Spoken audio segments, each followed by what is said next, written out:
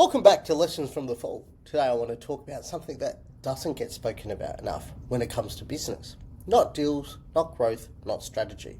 People. More specifically, relationships. Dating, marriage, children. And how all of that sits alongside running a business. Because if you're a founder or you've ever tried to build something from nothing, you'll understand this straight away. Business doesn't just take your time. It takes your attention, your energy, your mental space. And the truth is, that has an impact, whether you acknowledge it or not. When you start out, especially early on, everything feels urgent. You're trying to build momentum. You're trying to prove something. You're trying to create stability. And at that stage, business isn't just something you do. It becomes how you think. Even when you're not working, you're thinking about it. Deals, problem, opportunities, cash flow, what needs to be done next, and what that means is. Even when you're physically present, you're not always mentally present. And that's where relationships start to feel it. Let's start with dating, because this is where it begins for most people.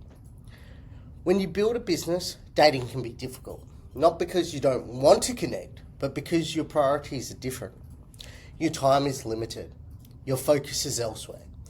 And you're often thinking long term when the person you're with might be thinking about the present. You cancel plans. You reschedule. You're distracted. Not intentionally, but consistently. And over time, that creates friction. Because from the outside, it can look like a lack of interest. But in reality, it's pressure. It's responsibility. It's trying to build something that isn't stable yet. And unless that's understood, it creates distance. Now, take that a step further into a relationship and marriage. Because this is where things become more real. When you're in a long-term relationship, especially married, expectations change. It's not just about connection. It's about partnership, shared responsibilities, shared life. And this is where being a founder can create tension. Because business doesn't operate on a fixed schedule. It doesn't stop at 5 p.m. It doesn't respect weekends. Problems don't wait. Opportunities don't wait. And that means your availability becomes unpredictable.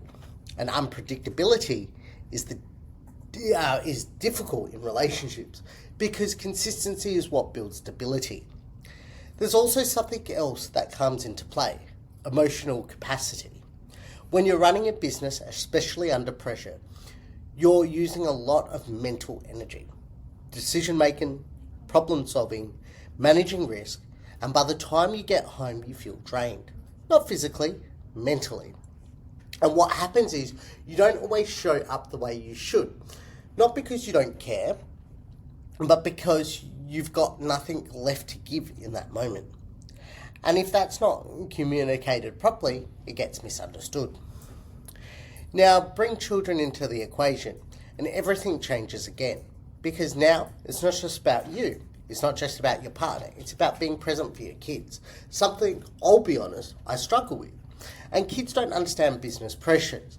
They don't understand deals or timelines or cash flow. They understand presence, time and attention. And that creates a different kind of responsibility because now you're balancing.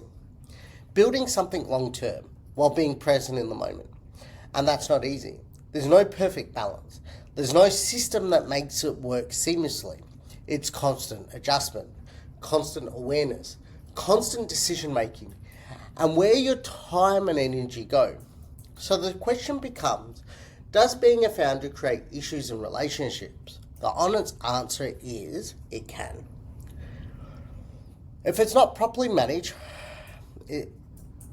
if there's no communication, if there's no awareness, if everything becomes about business, because then the relationship starts to feel like it's competing for attention, and that's where the problem begins. But there's another side to this, because business can also strengthen relationships. It is an approach, if it's approached, I should say, in the right way. if there's understanding, if there's alignment, if both people recognize what's being built and why. Because when the alignment exists, it becomes a shared journey, not a competing priority. What I've learned over time is this: it's not about balance, it's about awareness, understanding when you present and when you're not, understanding when work is taking too much, understanding when you need to step back. Because business will always be demanding more and more and more. There's always another deal, another opportunity, another problem to solve. But relationships don't work that way. They require consistency, attention, and effort. And if I had to reflect on this personally, it's something I've had to learn. Not perfectly, but through experience. Understanding that success in business doesn't mean much. If it costs you, the people around you, it will always cause issues. Because at the end of the day, deals come and go, opportunities come and go, but relationships, if you don't look after them, they don't always come back the same. So if you're building something right now and you're navigating dating, a relationship or marriage, or raising kids, the biggest thing I'd say is this: be clear, be honest, communicate. Not just what you're doing, but why you're doing it, I should say. Because when people understand the why, they're more likely to support the how. And also, be aware of yourself. When you're distracted, when you're not present, when you're carrying too much from work into your personal life, because awareness gives you the opportunity to adjust. There's no perfect way to do this. There's no formula, there's no counselling, but there's the intention. And intention over time makes the difference. This is Lessons from the Fall, and sometimes the hardest part about building something is making sure you don't lose what matters while you're doing it. Thanks, guys.